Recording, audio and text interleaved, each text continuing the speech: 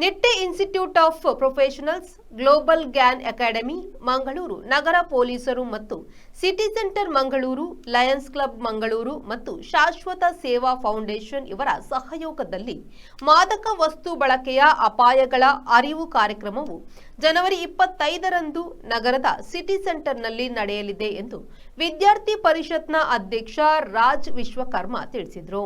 ಅವರು ನಗರದ ಪ್ರೆಸ್ ಕ್ಲಬ್ನಲ್ಲಿ ಸುದ್ದಿಗೋಷ್ಠಿಯನ್ನು ನಡೆಸಿ ಮಾಹಿತಿ ನೀಡಿದರು. ಜನವರಿ 25ರಂದು ಸಂಜೆ 4 ಗಂಟೆಗೆ ನೃತ್ಯ, ನಾಟಕ, ಕ್ವಿಜ್ ಸ್ಪರ್ಧೆ, ಟರ್ನ್ ಕೋಡ್ ಸ್ಪರ್ಧೆ, ಘೋಷಣೆ ರಚನೆ ಸ್ಪರ್ಧೆ ಆಯೋಜಿಸಲಾಗಿದ್ದು, ಈ ಕಾರ್ಯಕ್ರಮವು ಭಾಗವಹಿಸುವವರಿಗೆ ಅರ್ಥಪೂರ್ಣ ಅನುಭವವನ್ನು ನೀಡಲಿದೆ. ಶಿಕ್ಷಣ, ನೆಟ್ವರ್ಕಿಂಗ್ ಮತ್ತು ಮಹತ್ವಪೂರ್ಣ ಗುರಿಯತ್ತ ಕೊಡುಗೆ ನೀಡಲು ಅವಕಾಶ ಒದಗಿಸಲಿದೆ ಎಂದರು. Now, when I speak of the aim of this event, why we are conducting it, is to educate the public about the dangers of substance abuse, promote the preventive measures, and inspire healthier lifestyle choices through creative and interactive activities.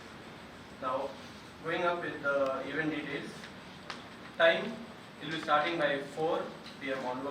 onwards, venue City Center Bangalore.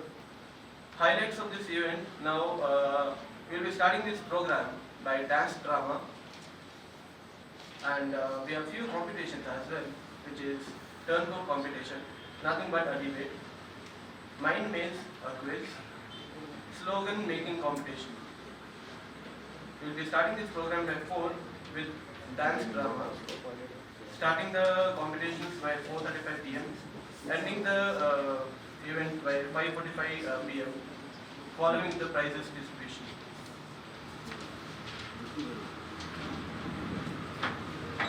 Now, benefits of this event is going to be about the awareness and education to all the people.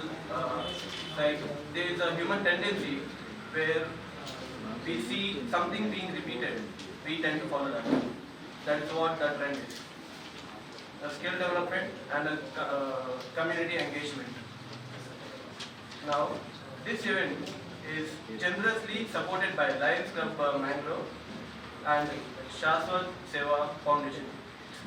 Global knowledge ಅಕಾಡೆಮಿಯ doctor Ruksana Hassan ಮಾತನಾಡಿ, ಈ ಕಾರ್ಯಕ್ರಮದ ಪ್ರಾಥಮಿಕ ಉದ್ದೇಶವೆಂದರೆ ಮಾದಕ ವಸ್ತುಗಳ ಬಳಕೆಯ ಅಪಾಯಗಳ ಬಗ್ಗೆ ಸಾರ್ವಜನಿಕರಿಗೆ ಅರಿವು ಮೂಡಿಸುವುದು, ತಡೆಗಟ್ಟುವ ಕ್ರಮಗಳನ್ನು ಉತ್ತೇಜಿಸುವುದು, ಸೃಜನಶೀಲ ಮತ್ತು ಸಂವಾದಾತ್ಮಕ ಚಟುವಟಿಕೆಗಳ ಮೂಲಕ ಆರೋಗ್ಯಕರ ಜೀವನ ಶೈಲಿಯ ಆಯ್ಕೆಗಳನ್ನು ಪ್ರೇರೇಪಿಸುವ ಉದ್ದೇಶದಿಂದ ಆಯೋಜಿಸಲಾಗಿದೆ ಎಂದರು.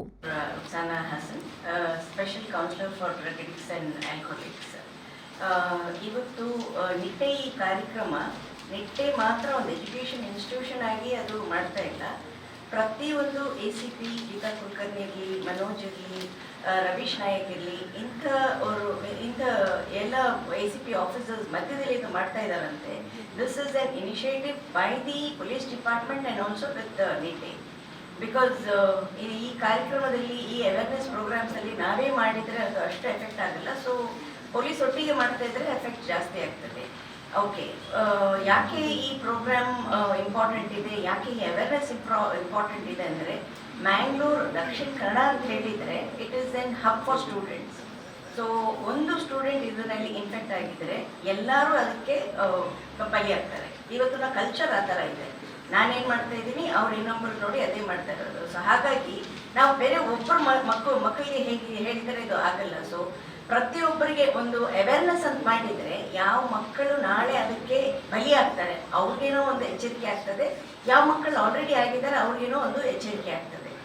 ಸುದ್ದಿಗೋಷ್ಠಿಯಲ್ಲಿ ಅಧ್ಯಾಪಕ ಸಂಯೋಜಕರಾದ ಕಿಶೋರ್ ಎಸ್ ಹಾಗೂ ಶಬರಿ ಶೆಟ್ಟಿ, ಗ್ಲೋಬಲ್ ಟಿವಿಯ NV ಪೌಲೋಸ್, ವಿದ್ಯಾರ್ಥಿ ಸಂಯೋಜಕರಾದ ಕೃಷ್ಣನಾಡು ಪ್ರಶಾಂತ್, ಕೀರ್ತಿ ಪೂಜಾರಿ, ಅನನ್ಯ ಲಕ್ಷ್ಮೀ ಬನನ್ ಉಪಸ್ಥಿತರಿದ್ದರು. ಶರತ್ ಸಾಲ್ಯನ್, V4 ನ್ಯೂಸ್, ಮಂಗಳೂರು.